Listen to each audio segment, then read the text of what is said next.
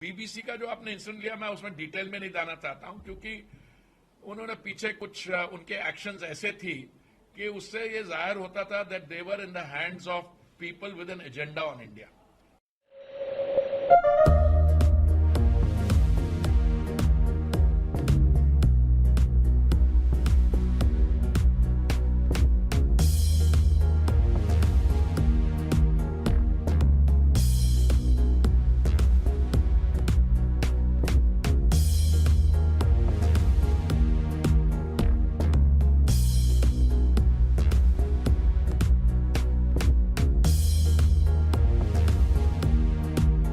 कई हमारे बीच में लोग हैं, कुछ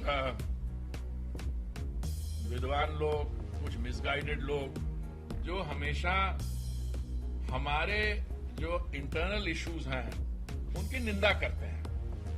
एक व्यक्ति है, मैं आप नाम नहीं लूंगा पर आप समझ जाएंगे, कोई एक पत्रकार कोई स्पियोनाज में, स्पाइंग में उसके जाल में आ गया है, तो उसको वो फ्रीडम ऑफ द प्रेस का इशू बना रहे हैं। अब कहां स्पियोनाज, स्पाइंग और कहां फ्रीडम ऑफ द प्रेस। दूसरा, हमारे लॉज जो हैं वो बिल्कुल ट्रांसपेरेंट है। अगर आपको टैक्स देना है, किस स्लैब से देना है, वो बिल्कुल क्लियर है। अगर कोई नहीं दे रहा टैक्स और हम नोटिस भेजते हैं तो कह रहे ये फ्रीडम ऑफ द प्रेस का इशू है।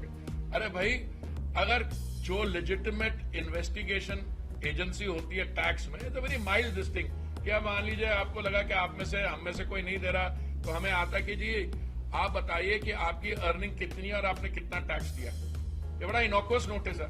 और उस पे इन्होंने हल्ला मचाना शुरू कर दिया कि आप प्रेस की जो फ्रीडम है। देखिए, मैं आपको विश्वास दिलाना चाहता हूं, हमारी जो डेमोक्रेसी सिर्फ दुनिया में सबसे बड़ी और रोबस्ट डेमोक्रेसी नहीं, मदर ऑफ डेमोक्रेसी, पर अगर हम चाहें भी तो हम डेमोक्रेसी को इरोड नहीं कर सकते। क्योंकि आप जैसे, आप देखिए अब कितने नंबर्स में आप हैं, आप सवाल पूछेंगे और जो भी सत्ता में होगा उसको जवाब देना पड़ेगा।